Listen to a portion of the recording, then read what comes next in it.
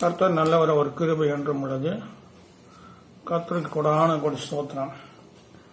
இந்த நாளிலும் ஒரு வேத வார்த்தையில தியானம் பண்ணோம். கர்த்தருக்கு கொடான கொடி ஸ்தோத்திரம். ஹல்லேலூயா. இன்றைய தினத்தில் தியானிக்க போகும் வசனம் இரக்கம். இரக்கம். ஹல்லேலூயா. மலைப்பிரசங்கத்தில் ஆண்டவராகிய இயேசு கிறிஸ்து சொல்லியிருக்கிறார். மத்திய 5வது அதிகாரத்தில் 7வது வார்த்தையை நம்ம வாசிப்போம். இரக்கம் உள்ளவர்கள் பாக்கியவான்கள், அவர்கள் இரக்கம் பெறுவார்கள். இரக்கம் உள்ளவர்கள் பாக்கியவான்கள், அவர்கள் இரக்கம் பெறுவார்கள். கர்த்தர் நல்லவர். ஹல்லேலூயா. இரக்க சிந்தை இருக்கணும். ஹல்லேலூயா. கர்த்தர் சொன்னாரு மலைப்பிரசங்கத்தில், இரக்கம் உள்ளவர்கள் பாக்கியவான்கள், இரக்கம் பெறுவார்கள் சொன்னாரு. அடுத்தது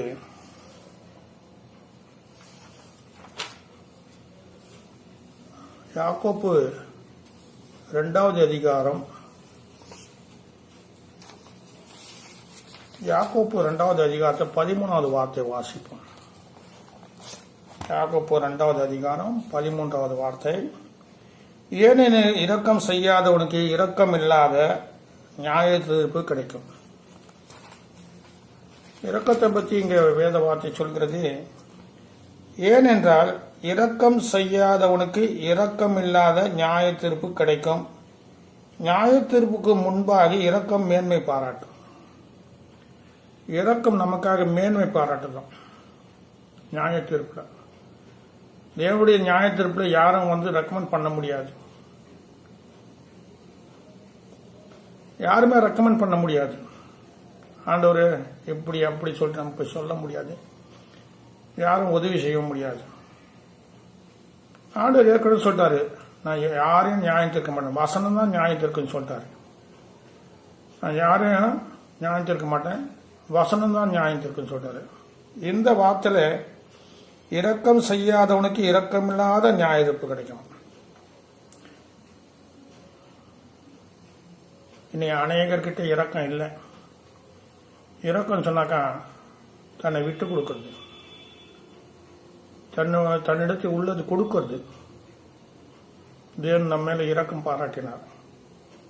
நம்ம பாவியாக இருக்கையில் நம்ம மேல பிதா இரக்கம் பாராட்டி நம்ம மீட்டுக் கொள்ளும்படியாக அவருடைய சொந்த குமாரனை இந்த பூமிக்கு அனுப்பி ரத்தத்தை சிந்தி அந்த ரத்தத்தின் மூலமாக நமக்கு இரக்கம் கிடைத்தது. ஹல்லேலூயா. கர்த்தர் நல்லவர். ஹல்லேலூயா. இயேசுவின் ரத்தம் ஜெயம்.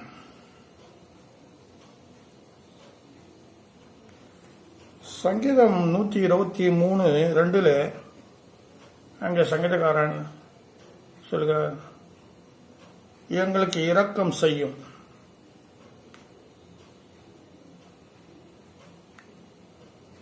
எங்களுக்கு இரக்கம் செய்யும். அது மேல் வசனத்தை 123 சங்கீதத்தில் 2வது வார்த்தை 3வது வார்த்தை பார்த்தாக்கா,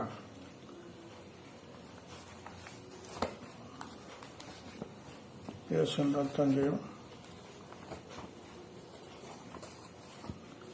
சங்கீதம் 123 2வது, இதோ வேலைக்காரரின் கண்கள் தங்கள் எஜமானின் கையை நோக்கி இருக்கிறது போலும், வேலைக்காரின் கண்கள் தங்கள் எஜமானின் கையை நோக்கி இருக்கிறது போலும், எங்கள் தேவனாகிய கர்த்தர் எங்களுக்கு இரக்கம் செய்யும் வரைக்கும் எங்கள் கண்கள் அவரை நோக்கி இருக்கிறது. எங்களுக்கு இரங்கும் கர்த்தாவே, எங்களுக்கு இரங்கும், நிந்தனையால் மிகவும் நிறைந்திருக்கிறோம். ஹல்லேலூயா. கர்த்தர் நல்லவர். ஹல்லேலூயா.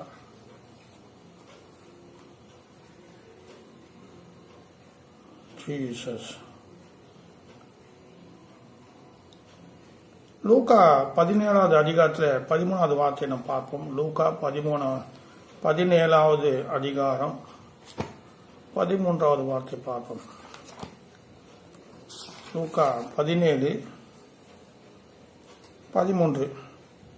இங்கே 10 குஷ்டரோகிகளை பற்றி சொல்லப்பட்டிருக்கிறது.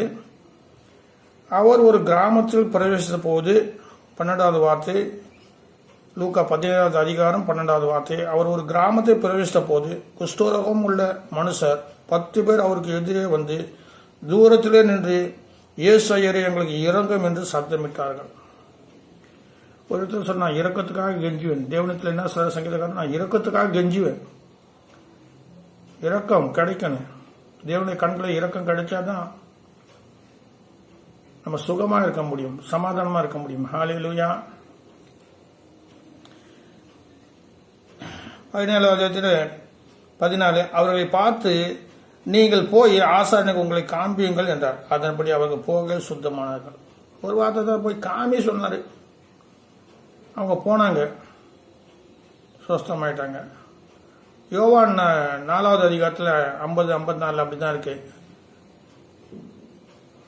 ஒருவன் தன்னுடைய வேலைக்காரனுக்கு வந்து ஆண்டவர்கிட்ட வந்து, என்னுடைய வேலைக்காரன் வந்து சுகம், நமக்கு அவங்க வந்து ஜபிக்கன்னு சொல்லிட்டு, நீ போகலாம், அவங்க வேலைக்காரன் சுகம் அதை நம்பி போறான். அங்கே போய் பார்த்தாக்க சுகம் ஆகிட்டு இருக்கான். வேலைக்காரர் கூப்பிட்டு கேட்கறான், எந்த மணிக்கு? அவர் சொன்ன நேரத்துக்கு அவர் சுகமாக இருந்தான். கர்த்தருடைய வார்த்தையில் வல்லமை இருக்கு. ஹல்லேலூயா.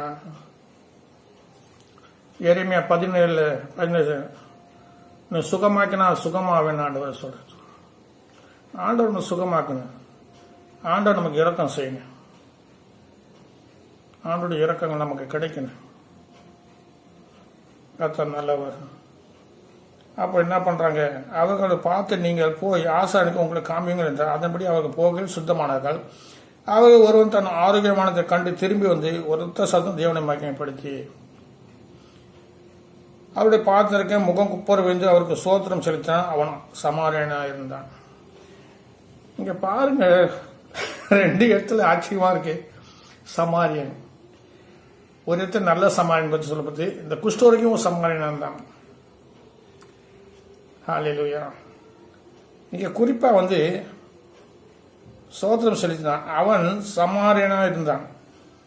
லூக்கா 17:14 அவருடைய பாதத்தருகே முகம் குப்புற விழுந்து அவருக்கு சோத்திரம் செலுத்தினான். அவன் சமாரியனாக இருந்தான். ஹல்லேலூயா. ரொம்ப அழகான வார்த்தை, இரக்கம்.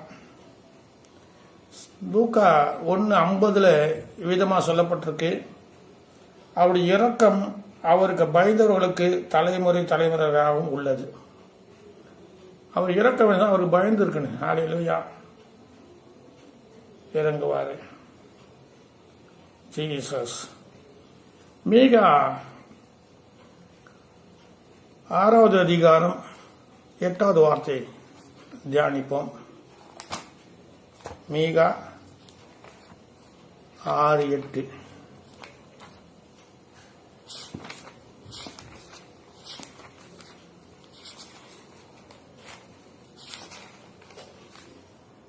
மீகா புத்தகத்தில் 6:8வது வார்த்தை படிப்பேன். மனுஷனே, நன்மை இன்னர் என்று அவர் உனக்கு அறிவித்திருக்கிறார்.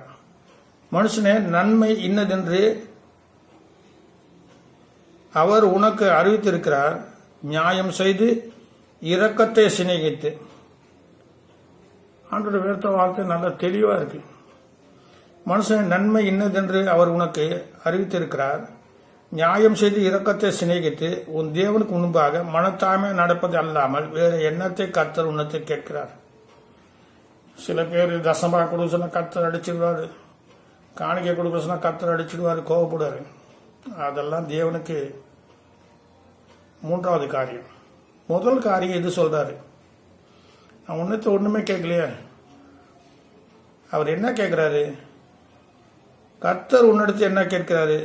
மனுஷனே, நன்மை இன்னதென்று அவர் உனக்கு அறிவித்திருக்கிறார். அப்போ அப்போஸ்தலர் 10:30 அவர் நன்மை செய்கிறார், சுத்தி தெரிந்தார். பிசாசு பிடிப்பட்டவர்களே அவர் என்ன விடுதலை ஆக்கினார். அப்படிதான் இருக்கு. நன்மை பிரசங்கி 3:12 அப்படிதாங்க. மனுஷுக்கு கொடுக்கப்பட்டது ஒண்ணுமே இல்லை, நன்மை செய்து வேறு ஒன்றும் கொடுக்கப்படல. அவன் நன்மை செய்து அந்த பூமியை விட்டு கடந்து போன. அந்த நன்மை செய்யும் போது இரக்கம் ஏற்படும். மற்றவங்க கொடுக்கறது அந்த இறக்கப்பட்டு கொடுக்குற நன்மை செய்யறது, அந்த இரக்கம் நமக்கு பரலோகத்தில் மேன்மைப்பார், நியாயத்தில் வந்து நிற்கும். ஆண்டவரே, இவர் இந்த காரியம் செய்ய அந்த காரியம் செய்தார் சொல்லிட்டு வேதத்தில் அநேக காரியங்கள் சொல்லலாம். அந்த அப்போஸ்தலர் அதிகாரத்திற்கு அந்த ஸ்திரீயை கொடுத்து, பக்தி உள்ள ஸ்திரீ, அவர் செய்த காரியங்களும் மறுத்த உடனே பேதுருவை கூப்பிட்டு காமிக்கிறாங்க, இவங்களாம் இதெல்லாம் செய்தாங்க. இந்த நன்மையான காரியங்கள் கொடுத்து சொல்றாங்க. இரக்கம் மேன்மை பாராட்டுமா. ஹல்லேலூயா. கர்த்தர் நல்லவர். இங்க சொல்றாரு இரக்கத்தை சிநேகித்து சொல்றாரு. இன்னைக்கு எதை சிநேகிக்கிறோம்? வித்தியாசமான காரியங்கள் என்னால கூட பேசுறதுக்கு பயமா இருக்கு. கர்த்தர் சொன்ன என்னை பின்பற்றி வாசனை எதை பின்பற்றாங்க? கர்த்தரை பின்பற்றாங்க, கர்த்தருடைய வார்த்தை பின்பற்றாங்க இல்ல. அநேக விதமான சபைகள் இருக்கிறது. எந்த சபையை பின்பற்றாங்க தெரியல. அநேக விதமான போதகங்களுக்கு எந்த போதகத்தை பின்பற்ற தெரியல. அதேமான போதகர்கள் இருக்காங்க. சில பேர் போதகர் தான் பின்பற்றுவாங்க, சில பேர் சபையை பின்பற்றுவாங்க, சில பேர் போதனைங்க அவங்களுக்கு பிடித்தமான போதனை பின்பற்றுறாங்க. ஆண்டவர் அப்படி சொல்ல, என்னை பின்பற்றிவா சொன்னார். ஆண்டவரை பின்பற்றி போனது இந்த காரியங்கள்லாம் நமக்கு கிடைக்கும், இரக்கம் கிடைக்கும். மனுஷனுடைய உதவி விருதா சொல்லிட்டு சங்கீதக்காரன் சொல்றான். ஆபத்து காலத்துல மனுஷனுடைய உதவி விருதா. எனக்கு எவ்வளவு கஷ்ட நஷ்டங்கள் வந்தது, எந்த மனுஷன் உதவி செய்யறாங்க, கர்த்தருடைய பிள்ளைங்க செய்யறாங்க. ஆனா நமக்கு வேண்டிய அளவு செய்ய முடியாது. அவங்க இறக்கப்பட்டு செய்யறாங்க. அந்த இறக்கங்களுக்கு தேவன் அவங்களை ஆசீர்வதிக்கட்டும். ஹல்லேலூயா. ஜீசஸ் அவர் சொல்றாரு, மனுஷன் நன்மை இன்னது என்று அவர் உனக்கு அறிவித்திருக்கிறார். நியாயம் செய்து இரக்கத்தை சிநேகித்து உன் தேவனுக்கு முன்பாக மனத்தாழ்மை நடப்பது அல்லாமல் வேற எண்ணத்தை கேட்கிறார். மனத்தாழ்மை, தாழ்மையா இருக்கணும். அவ்வளவு சீக்கிரமா பிராக்டிக்கலா பண்ண முடியாது. இன்னொருத்தர் சொல்றாரு, யாக்கோபு 2வது அதிகாரத்துல ஒரு வார்த்தை இருக்குது, பார்ப்போம். யாக்கோபு அதிகாரம் 2வது அதிகாரத்துல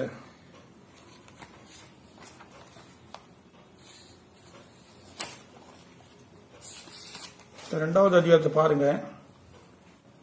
இங்க ஆண்டவர் சொல்றாரு, வேதம் சொல்கிறது 20வது வார்த்தை, வீணான மனுஷனே. நம்மளை பார்த்து என்ன சொல், வீணான மனுஷனே. ஆனா நிறைய பேர் வீணான காரியத்தான் ஈடுபடுறாங்க. அவங்களுக்கு தெரியறதில்ல. அவங்களுக்கு நன்மை செய்யறா போல அவங்களுக்கு இருக்கும், அவங்களுக்கு அவங்க செய்யறது நீதி போல இருக்கும், அவங்க செய்யறது நியாயம் போல இருக்கும். ஆனால் இருக்காது. தேவனுடைய நியாயங்களுக்கும் தேவனுடைய இரக்கத்துக்கும் தேவனுடைய மன்னிப்புக்கும் வித்தியாசம் மனுஷருக்கும் அவருக்கும். அவர்தான் கேட்டேன், ஆண்டவரே நீ மனுஷர் போல எங்களை பார்ப்பியா சொல்லிட்டு கேட்டேன். உமக்கு மனசு கண்கள் இருக்கா? மனுஷன் போல நீ எங்க நியாயத்தை இல்லை. ஆண்டவர் சொன்னாரு, இல்ல எனக்கு மாமிச கண்கள் இல்லை சொன்னாரு. அதை குறித்து இன்னும் நாள் பேசுவேன். தேவனுடைய கண்கள் மாமிச கண்கள் இல்லை. மனுஷன் போல அவர் நியாயத்திற்கு பார்க்க மாட்டார். அவர் கண்களில் இரக்கம் கிடைக்கும். ஹல்லேலூயா. அப்ப சொல்றாரு யாக்கோபு 2:20, வீணான மனுஷனை கிரிகள் இல்லாத விசுவாசம் செத்தது என்று நீ அறிய வேண்டாமோ. அப்போ ஒரு இரக்கம் இல்லாத காரியங்கள் செத்தது, ஒரு விசுவாசம் இல்லாத காரியம் செத்தது, ஒரு அன்பில்லாத செய்யற காரியம் செத்தது. அதுதான் சொல்றாரு அந்த 14 சொல்றாரு, யாக்கோபு 2:14, என் சகோதரர் ஒருவன் தனக்கு விசுவாசம் உண்டு என்று சொல்லியும் கிரிகை இல்லாதவனாலே அவனுக்கு பிரயோஜனம் என்ன? அந்த விசுவாசம் அவனை ரட்சிக்குமா? ரட்சிக்காது. ஒரு சகோதரனாவது சகோதரியாவது வஸ்திரம் இல்லாமலும் அனுதினம் ஆகாரம் இல்லாமலும் இருக்கும் போது, நீங்க நல்லா பாருங்க, நல்லா நீங்க தியானம் நீங்க வாசிங்க. ஒரு சகோதரனாவது சகோதரியாவது வஸ்திரம் இல்லாமலும் அனுதினம் ஆகாரமும் இருக்கும் போது உங்களில் ஒருவன் அவர்களை நோக்கி நீங்கள் சமாதானத்தோட போங்கள், குளிர் காய்ந்து பசியாருங்கள் என்று சொல்லியும் சரீரத்துக்கு வேண்டியவர்களை அவருக்கு கொடாவிட்டால் பிரயோஜனம் என்ன? சில பேர் அப்படிதான் நான் மன்னிக்கணும். நான் அநேக போதகரை பார்த்துருக்கேன். ஏதாவது உதவி எதிர்பார்ப்போம். அவங்க சொல்லுவாங்க, நாங்களும் உங்களை போல ரொம்ப கஷ்டப்பட்டோங்க, எல்லாம் பயங்கர கஷ்டம். உங்களோட நாங்கள் வந்து இப்போ கஷ்டப்படுறோம். அதனால நாங்கள் ஜபம் பண்ணுறோங்க, நீங்கள் போய் ஜபம் பண்ணுங்க. வெறும் வார்த்தையில அமைச்சிடுவாங்க. வசனம் ஒன்று கேட்கணும் கூட, அந்த வசனம்லாம் இருக்கு. அவங்களுக்கு அந்த வசனம் மனப்பாடம் செய்ய முடியாது. அது வந்து ஏன் சொன்னா, சில ஊழியங்களை வந்து அவங்க காரியங்களை பார்ப்பாங்க, மற்ற ஒரு காரியம் முக்கியம் கிடையாது. தேவன் அப்படி இல்லை. தேவன் முக்கியப்படுத்தி பேசுவார் சில காரியங்கள். மனுஷனுடைய இரக்கத்துக்கும் தேவனுடைய இரக்கத்துக்கும் வித்தியாசம் இருக்கு. அது அப்படியே விசுவாசம் கிரியை இல்லாது இருந்தால் தண்ணி தானே செத்ததா இருக்கும். ஆபிரகாம் வந்து கிரியினால விசுவாசம் பெற்றார். இங்கே அப்படியே விசுவாசம் கிரியை இல்லாததுனால தன்னைத்தானே செத்தா இருக்கும். ஒருவன் உனக்கு விசுவாசம் உண்டு, எனக்கு கிரிகை உண்டு, கிரியினால் இல்லாமல் உன் விசுவாசம் எனக்கு காண்பி, நான் என் விசுவாசத்தை கிரிகைனால உனக்கு காண்பிப்பேன் என்பார். விசுவாசால கிரிகை செய்ய முடியாது, கிரிகைனால விசுவாசம் காண்ப முடியும். இப்படி சொல்றாங்க. சொல்லிட்டு 19 சொல்றாரு, தேவன் ஒருவர் உண்டு என்று விசுவாசிக்கிற, அப்படி செய்கிறது நல்லது. விசுவாசிகள் விசுவாசம் நடங்குகின்றன. 20 வீணான மனுஷனை கிரிகளினால் இல்லாத விசுவாசம் செத்தது நீ அறிய வேண்டாமோ? நம்முடைய பிதாவாகிய ஆபிரகாம் குமாரன் ஈசாக்கு பலியிடத்தின் மேல் செலுத்தின போது கிரிகினால் அளவா நீதிமானப்பட்டான். கிரிகை தேவன் சொல்றாரு, உன் பிள்ளைய வந்து பலி கொடு சொன்ன அவன் அதை சம்மதம் செய்யறான். கத்தி போடும்போது கைப்படா சொன்ன. விசேஷமா என்ன சொன்னாக்கா, ரொம்ப அழகா எனக்கு பிடித்த வார்த்தை, உங்களோடு அவர்களை நோக்கி நீங்கள் சமாதானத்தோடு போங்கள். இப்படி சொன்னா என்ன புரியும்? நீங்கள் சமாதானத்தோடு போங்கள், குளிர் காய்ந்து பசியாருங்கள் என்று சொல்லியும் சரீரத்துக்கு வேண்டியவைகளையும் அவருக்கு கொடாவிட்டால் புரியும். பசியாரனுக்கு ஆகாரம் கொடுக்கணும், குளிர்காரனுக்கு நெருப்பும் ஒரு பெட்ஷீட்டும் கொடுக்கணும். குளிர வாயாலே சொல்றது, நீ நல்லா இருப்பப்பா போ, கத்தவனை ஆசைப்பார். கிரிகை உன் கையில இருக்கிறத கொடுத்து இந்தாப்பா கத்த கொடுக்க சொன்னார், இதை வச்சு நீ கத்திர வாங்கி கத்த நடத்துவார். ஒரு 4 பேர் கொடுத்தாக்கா அந்த விசுவாசி என்ன பண்ண, கொஞ்சம் அவன் நிமிர்ந்து நடப்பான். ஒத்தாசி உதவி, திக்கற்றவனு கத்திர உதவி சொல்றா போல, திக்கற்றவுக்கு செய்யணும், உதவி செய்யணும், இரக்கம் பாராடணும். வரைச்ச பணம் இல்லாமல் இருக்கும், கத்திர அப்புறம் 1000 லட்சமா கொடுக்குறாரு, பணம் சேர்ந்து போயிடுது. பணம் சேர்றது உங்க உயிர்தத்தை இரக்கத்தை சேர்க்கணும். ஹல்லேலூயா. பரலோகத்தில் பொக்கிஷம் சேர்க்கணும். சேர்க்கறாங்க, தப்பு சொல்லு, சர்ச்சை கட்டுறாங்க, எல்லாம் வாங்குறாங்க, செய்யறாங்க. அளவுக்கு மீறி பணத்தை எடுத்து மற்றவங்க கொடுக்கலாம். ஒரு 10 ஏழைக்கு கல்யாணம் பண்ணிக்கலாம், ஒரு 10 ஏழைக்கு ஏதாவது செய்யலாம். சாம்சுந்தரக்கே இருக்கச்ச ஒரு 6 பேர் கல்யாணம் பண்ண வருஷத்துக்கு. நிறைய பேருக்கு உதவி செய்வார் அவர், கண்ணுக்கு தெரியாது நிறைய உதவி செய்திருக்காரு. குறைகள் இருக்கலாம், நம்ம குறைகளை பார்க்க கூடாது.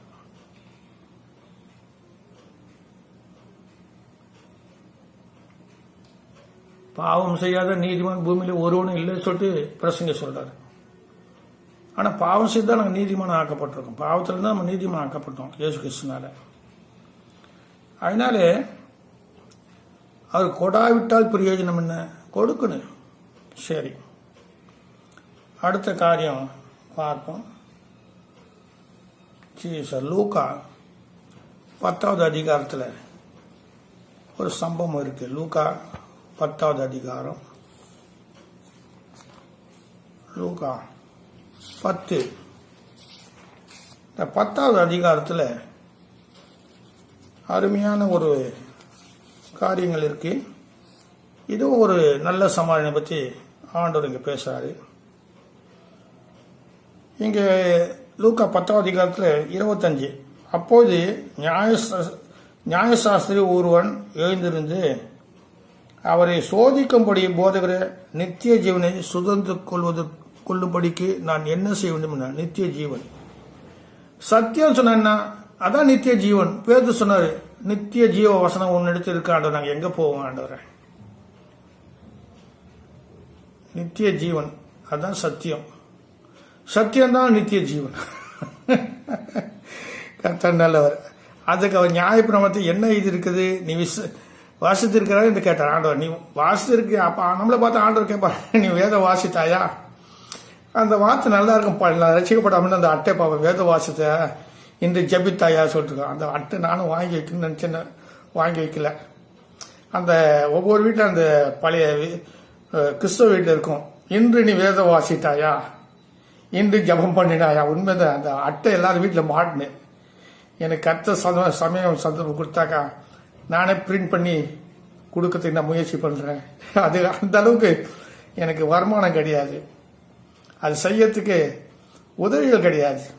ஒரு சின்ன சின்ன தொகை வருது எனக்கு, அந்த சின்ன தொகை வச்சுன்னு சின்ன சின்ன ஊழியர்களை நான் செய்யறேன். ஹல்லேலூயா. பெரிய தொகை வரும்போது சின்ன ஊழியத்தை கொடுத்து பெரிய ஊழியம் செய்ய என்ன பார்த்தா நான் கஷ்டப்படுறேன்னு சொல்ல மாட்டாங்க. கர்த்த பிரகாசம் வச்சிருக்காரு. ஆனா கர்த்தருடைய கிருபை.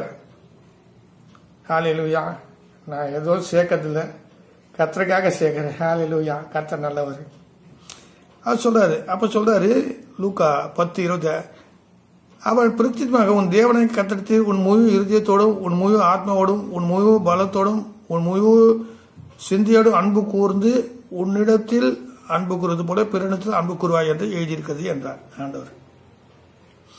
அப்போ ஆண்டவர்கிட்ட சொல்லியிருக்கா. இப்ப இந்த 28வது வாக்கியம் 37வது வாக்கியம் கம்பேர் பண்ணி சொல்றேன். அவர் அவனை நோக்கி நிதானமாய் உத்தரவு சொன்ன, அப்படியே செய், அப்போது பிழைப்பாய் என்றார். அப்படியே செய், இரக்கம் செய், நீ பிழைப்பாய். ஆண்டவர் நீ இரக்கம் பா, இரக்கம் மேன்மை பாராட்டும். இரக்கம் நியாய தீர்ப்புல உனக்காக பேசும். யார வந்து பேச முடியாது. ஆண்டவர் முன்பா நிக்க முடியுமா? அவர் பயங்கரமானவர். சங்கீதத்தில் 73:7 சொல்ல, நீரே பயங்கரமா, உங்களுடைய கோபம் மூலம் முன்பாக நிற்கத்தக்கவன் யாரு? ஒருத்தர் நிக்க முடியாது. எந்த பாசம், எந்த பரிசுத்தமான எந்த தேவத்துவம் நிக்க முடியாது. ஹல்லேலூயா. இங்க ஒண்ண வசனத்தை கலப்படம் பண்ணலாம், அங்க வசனம் வந்து கலப்படம் கிடையாது. ஹல்லேலூயா. இங்க உபாய தந்திரங்கள் பண்ணலாம். அன்னைக்கு நான் பாஸ்டர் கேட்டேன், ஒரே காரியத்தை 10 பேர்கிட்ட காணிக்க வாங்குவாங்க, அது தப்பு. ஒரு பொருளை வாங்கறதுக்கு 10 பேர்கிட்ட அந்த பொருள் காணிக்க வாங்க. 25,000 10 பேர் 25,000 என்ன ஆச்சு? அது போல வாங்குது. ஒரு பொருள் வாங்கறதுக்கு ஒருத்தர் கொடுத்தாரு, அத்தோட விட்டுன்னு. அதான் உண்மை, அதான் உள்ளது. அப்படி செய்ய சொல்லாரு. இயேசு ஒரு மனுஷன் எருசலேம் இருந்து அப்போ ஒரு உவமை சொல்ல ஆரம்பிச்சார் ஆண்டவர். அவர் தன்னை நீதிமான் என்று காண்பிக்க மனதா இயேசுவை நோக்கி, எனக்கு பிறன் யார் என்றார். எனக்கு பின்னாடி யாரு சொல்லி கேட்கறான். பிரசங்க சொல்றான், நான் எல்லாம் சேர்த்து எனக்கு பின்னாடி என் மகன், என் புள்ள, என் மகன் அந்த சொத்தை காப்பாத்தமா என்ன போல இருப்பாங்களா? பிரசங்க சொல்றேன், எனக்கு பின்னாடி